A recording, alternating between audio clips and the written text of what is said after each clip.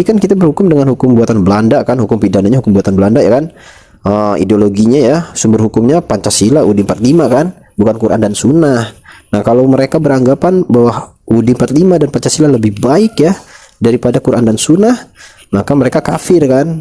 Dan kalau mereka menganggap hukum pidana Belanda itu ya, hukum positif Belanda lebih baik daripada hukum pidana Islam, maka mereka juga kafir kan. Nah, itu harus diperinci. Kita lihat pemerintah menganggap Pancasila dan UUD 45 apakah lebih baik daripada Quran dan Sunnah kan.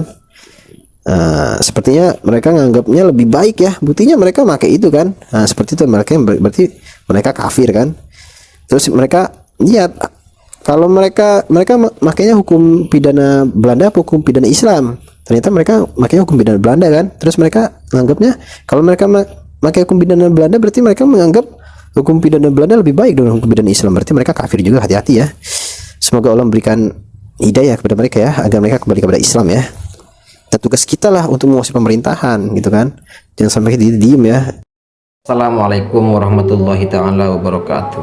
Ada satu hal yang bagi saya tidak kalah berbahayanya daripada doktrin-doktrin para habaib yang berlebihan di dalam memuji dan memuja para leluhur mereka, yaitu berbagai pandangan di tubuh umat Islam sendiri yang masih beranggapan untuk kemudian menerapkan syariat Islam di Indonesia secara akafah. Ini bagi saya adalah sesuatu yang bagi saya harus kita tanggapi secara serius, mengingat bagi saya Pancasila itu kuncinya Pancasila itu bukan negara Islam. Konsekuensinya ketika kita menyebut bahwa negara Pancasila itu bukan negara Islam, maka tidak mungkin kita menjadikan negara ini menjadi negara Islam atau menjadi negara agama, entah itu negara Islam, entah itu negara Kristen, entah itu negara apapun itu yang berbasis pada satu agama tertentu.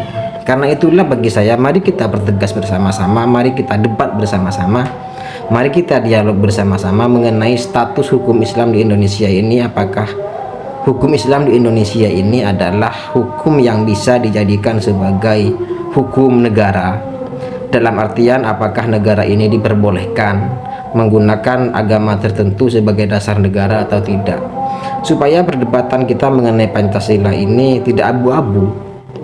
Karena bagi saya selama ini perdebatan antara hubungan antara agama dengan negara ini bagi saya sampai sekarang masih abu-abu.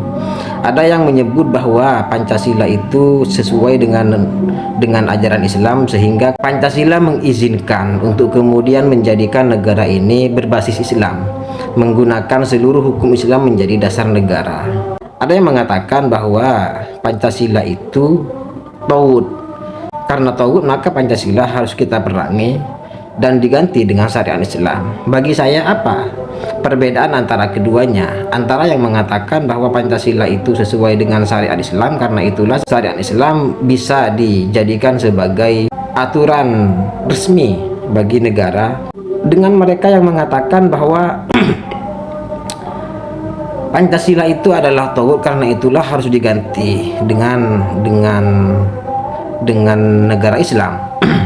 Perbedaan ini sebenarnya terjadi karena Pancasila sekarang ini masih dipahami secara abu-abu oleh berbagai pihak, dan bagi saya ada banyak pihak yang bagi saya tidak berani untuk berbicara secara lebih kritis, secara lebih mendalam, secara lebih terus terang mengenai status Pancasila ini.